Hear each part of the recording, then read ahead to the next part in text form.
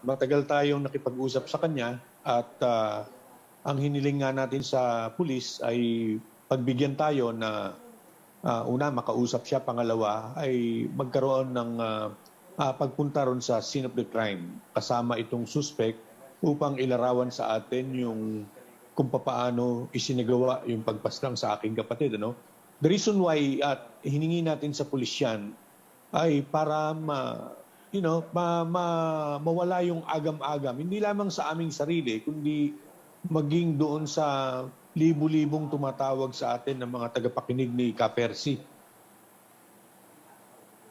Gusto nilang maliwanagan, gusto nilang marinig kung totoo ba itong dinakip ng itong sumuko sa PNP na suspect sa pagbaril.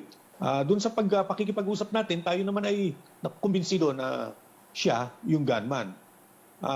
Ang challenge nga lang dito ay, alam mo, hindi ko mapipigil yung ibang mga kababayan natin na magduda, no?